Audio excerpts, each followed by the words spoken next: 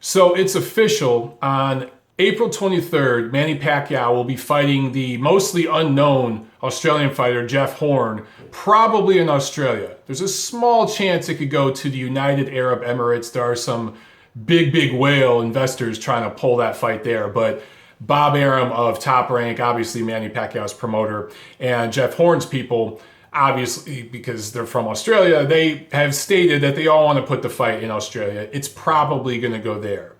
And Arum has talked about putting Pacquiao on this world tour this year in 2017. They say that will probably be Manny's last year in the sport. A lot of you have asked me my opinion about all this stuff, about the actual matchup itself with Jeff Horn, and then about this world tour thing, and how it all relates to a potential mega fight with Terence Crawford. Well, we got a few different things to discuss there. So first of all, with the Terence Crawford fight, there was some rumors being floated around irresponsibly that Terence Crawford demanded $7 million to fight Manny Pacquiao. He's never made anywhere near that kind of money for any fight in his career. Well, that's all bullshit. All rumors, and Crawford even tweeted about that. You can just look on his page on Twitter where he said, just point blank, that was not me, I didn't say that, it's a rumor. However, Manny Pacquiao has demanded $20 million, and that's not a rumor. And if you think back to Manny's heyday, before him and Floyd Mayweather blew up the pay-per-view industry in May of 2015, Manny's guarantee was more than $20 million. For a while, he was making more than that every time he fought. But the world has changed since that fight with Floyd Mayweather, if you want to call it a fight. That sparring session, that money grab, whatever you want to call it.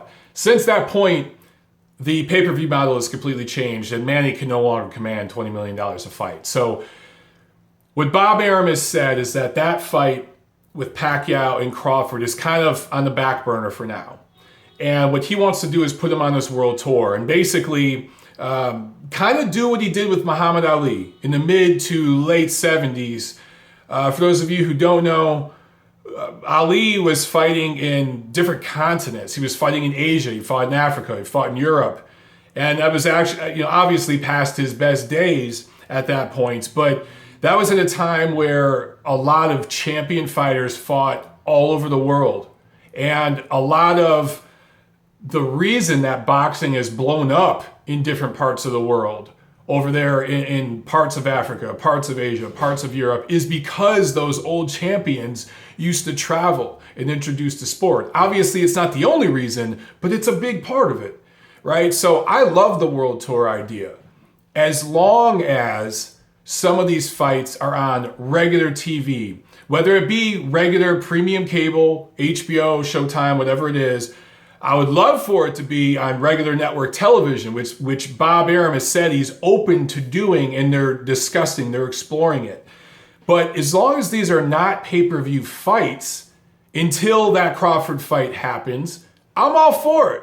And look, they've said that they want to be ambitious and fight maybe 4 times this year. I don't think that's going to happen. But I do think it's possible that Pacquiao fights 3 times this year. And my philosophy on this is when star fighters are being busy, they don't have to fight an elite level fighter every time they fight. It's one thing if you're fighting twice a year, once in the spring, once in the fall, both of them pay-per-view, you should be fighting top level opposition. But if you're taking a stay busy fight in between that, if you're fighting 3 or 4 times a year, obviously a couple of those opponents are going to be on this level with Jeff Horn. So let's backtrack and talk a little bit more about who Jeff Horn is and what I think about this fight in particular. Jeff Horn, Australian-born fighter, 16-0, 1 draw. He's got 11 knockouts. He was an Olympian for Australia in the 2012 games. He actually got past the round of 16 and the round of 8, went to the quarterfinals where he lost to the eventual silver medalist. So he did pretty good in the Olympics. He's 28 years old, 5'9", so he's a few inches taller than Pacquiao, 68-inch reach. He only went pro in 2013. As I stated, he was in the 2012 Olympics. So he's only been a pro for a while. But he had a fight in October of last year that put him in number 2 in the WBO ratings at welterweight. And then in December, he fought Ali Funica. And if those of you who don't remember Ali Fanica, he's well past his best. His best work was at 130, 135 pounds years ago. He was always very tall for those divisions, so you figured he'd always settle as a welterweight, but he's well faded and past his best. He actually dropped Horn early in that fight, but eventually Horn came back and won the fight, and at that point became the mandatory. So he is Manny Pacquiao's mandatory for Pac's WBO welterweight title. Pac would have a year to fulfill that obligation. He doesn't have to go right at Jeff Horn, but if he wants to keep that title, he does eventually have to fulfill that mandatory. So this fight would take care of that, but more than that, it would do big business. Bob Arum has stated that this fight is going to be televised in over 150 countries. It will be a pay-per-view in Australia, and it'll probably do pretty good numbers, where there is a growing boxing scene happening right now. If you look at heavyweights like what Lucas Brown has helped do over there, of course, the undefeated heavyweight titleist Joseph Parker from New Zealand, he just had a successful big money fight over there against Andy Ruiz to grab that vacant title he now holds. If he becomes a part of this, and he's the co-feature to the Pacquiao-Horn fight, maybe Joseph Parker's first defense of his heavyweight title is the co-feature, and you got to think, you got to remember, Bob Arum recently bought a piece. He bought the promotional rights to Parker in Australia and Macau, China, where he's been building up a big market. So look, maybe you get Zhou Shiming on this card, maybe you get a Joseph Parker on this card, and suddenly you have a big international type of card here, and it would be on regular HBO, not pay-per-view. Now, I hear a few of you guys already bitching and moaning, saying, well, HBO has a limited budget, and I don't want a mismatch like this drying up their budget. Here's the thing that you're forgetting. This is a quote-unquote foreign fight. The foreign licensing fees are much cheaper. And HBO, during this budget crisis that they're in, if you think back to last year, and it's all related. It's not just boxing, it's their sports programming budget. Everything's been slashed across the board because of the merger going on with Time Warner and everything else. But you think back to last year when they showed the Golovkin-Brook fight from London. That was a very cheap fight. When you compare it to the ratings they did, it was a very profitable fight for them, and this obviously would be too.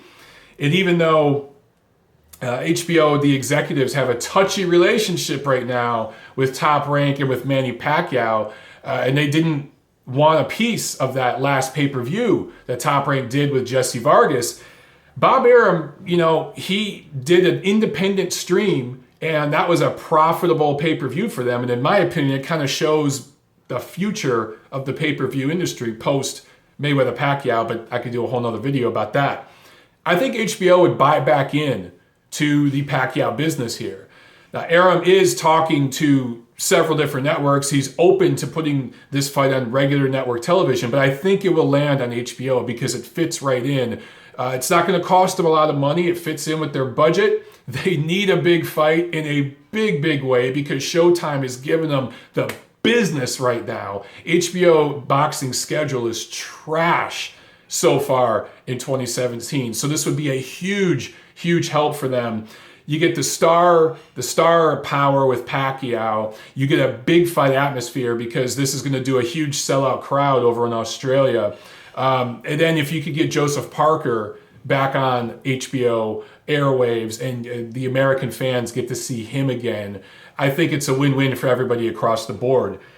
Speaking of a sellout crowd, right now, Horn's promoters are meeting with government officials in different provinces, different states of Australia to discuss which venue should hold it. The one that it will probably go to would be in Melbourne, the Etihad Stadium. I'm probably butchering that name, but that stadium holds 56,000 people. And they had the Ronda Rousey-Holly Holm fight back in 2015 when Rousey took her first loss to former boxer Holly Holm. And they did a big crowd for that. So that arena is used to doing fight cards and big fight cards. So they would be able to handle the logistics of a Pacquiao fight there. So I think that's where it would land.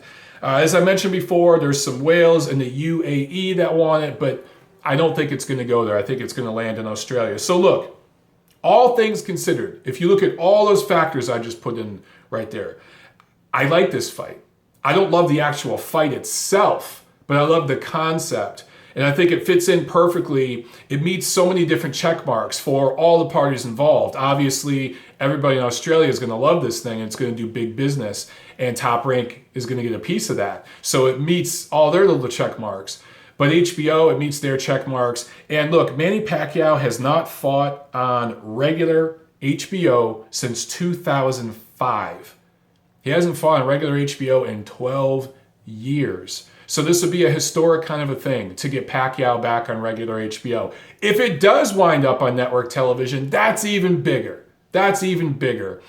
As I mentioned before, when boxing stars, when UFC's stars fight often, it's not always about who they fight as long as they're fighting often and it's visible for that mass audience. It's good for the sport, right? Now, of course, if we get this Jeff Horn fight and then Pacquiao doesn't do shit till September, October, and then fights another opponent on this level on pay-per-view, and all this world tour nonsense from Bob Arum is just typical promoter spin, I'll be the first guy to criticize that. But if we get all the factors that I stated, plus Pacquiao comes back, say, in the summertime, maybe in the Philippines. Maybe he does a homecoming fight in the Philippines, in Manila, against another Jeff Horn type of opponent. And Bob Arum saves and makes enough money off of those events that he can justify putting up $25 million for a pay-per-view with Terence Crawford, let's say in November in Las Vegas. And that fight actually happens, and Pacquiao gets his $20 million, and Terence Crawford gets a few million. He gets his career high payday, and maybe some pay-per-view upside. Then it's a great year.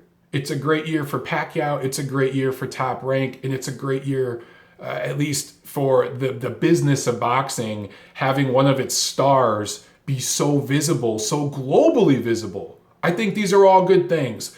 So at this point, I'm trying to be optimistic about this matchup. Okay, this isn't going to pay-per-view. You're not going to be asked to pay $80. This isn't going to kill HBO's budget and prevent them from buying another fight. You look, this is happening on the 23rd. A week later, Vladimir Klitschko and Anthony Joshua are fighting. I believe that fight will probably go to Showtime. Probably. If it ends up going to HBO, then they have two great international cheap fights in a row. That will help them in a big, big way because their first quarter is trash. So that's how I feel about this, guys. Let me know if I'm forgetting anything here or if I'm off base on any of this. But look back at some of the more popular, beloved fighters globally. I'm not talking about just in America, but globally. In decades past, guys like Ali, who Bob Arum did promote and who he's compared Pacquiao to in terms of the global impact and the way he's touched so many people. You know, look back at guys like that. They did this world tour thing, and they weren't always fighting the best opponents on the world tour. Sometimes they were. I mean, sometimes, especially talk about Ali, you know, you had the Thriller in Manila and all these, the Rumble in the Jungle. I mean, these big, big events against great opponents. But in between that, there were also fights that were stay busy kind of fights where you're taking the show on the road. If boxing is the traveling circus, you take the act on the road, right? So I actually like this. I'm kind of excited about it. I think it's a different look. Post Mayweather Pacquiao, there's going to be changes. And to me, this is a change for the better. And as long as everything goes according to plan, as Bob Arum has laid it out, and again, I trust Bob Arum about as far as I could throw him because he's a promoter. And at the end of the day, promoters are pretty much full of shit. They're looking to promote that next event. But Bob Arum has been doing this for a long, long time. And I think that I think we can all agree he's a smart person. And I think that the idea of this world tour thing, I'm confident it's going to happen. I think Pacquiao is going to fight 3 times this year. And if we get that big matchup at the end of the year, I don't mind a couple matchups like this. Let me know what you guys think. Like, share, subscribe. You know the deal.